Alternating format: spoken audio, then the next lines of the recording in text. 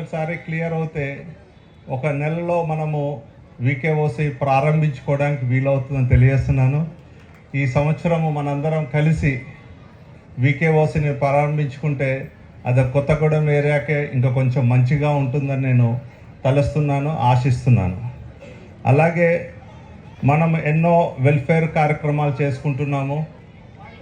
దాంట్లో భాగంగా మన క్వార్టర్స్ కూడా నిర్మించుకుంటున్నాము, కొత్త జిఎం ఆఫీస్ కూడా నిర్మించుకుంటున్నాము. ఏప్రిల్లో మనము వాటిలోకి వెళ్ళటానికి వీలవుతుందని నేను తెలియజేస్తున్నాను. మీ అందరికీ ఈ సందర్భంగా ఒకటే రిక్వెస్ట్ అండి, మనం దేశము స్వాతంత్రం వచ్చిందంటే మనం ఒక రాజ్యాంగం నిర్మించుకొని మనం ఇంత స్వేచ్ఛగా ఉంటున్నామంటే అది ఎంతోమంది త్యాగం చేస్తే వచ్చింది.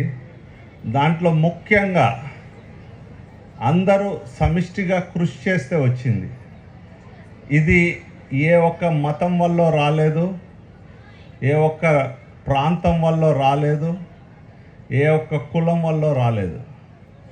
అందరూ సమిష్టి కృషి చేస్తేనే మనము ఈరోజు ఇంత స్వేచ్ఛగా జీవించగలుగుతున్నాం. ఈ స్వేచ్ఛని మన రాజ్యాంగం స్ఫూర్తియే స్వేచ్ఛ. అన్ని విధాలుగా స్వేచ్ఛగా ఉండాలన్నదే రాజ్యాంగ స్ఫూర్తి. దానికి నేను బాధాకరంగా చెప్తున్నాను, ఈ మధ్య పరిణామాలు మాత్రం దానికి విఘాతం కలిగించే విధంగా ఉన్నాయి. మన సమిష్టి కృషి వల్ల మనము స్వాతంత్రం సంపాదించుకుంటే ఇప్పుడు ఆ సమిష్టి ఐక్యమత్యత లేకుండా వివిధ ప్రాంతాలు, వివిధ మతాలు, వివిధ కులాల పేరు మీద దాన్ని విచ్ఛిన్నం చేసే ప్రక్రియ జరుగుతుందని నేను బాధాపూర్వకంగా తెలియజేస్తున్నాను. ఇది దేశానికి మంచి పరిణామం కాదు. మన సంస్కృతి ఏంటి అంటే భిన్నత్వంలో ఏకత్వం. అది ఉన్నన్ని రోజులే మన సంస్థ కానీ, మన రాష్ట్రం కానీ, మన దేశం కానీ అభివృద్ధి పదంలోకి వెళ్తుందని నేను తెలియజేస్తున్నాను.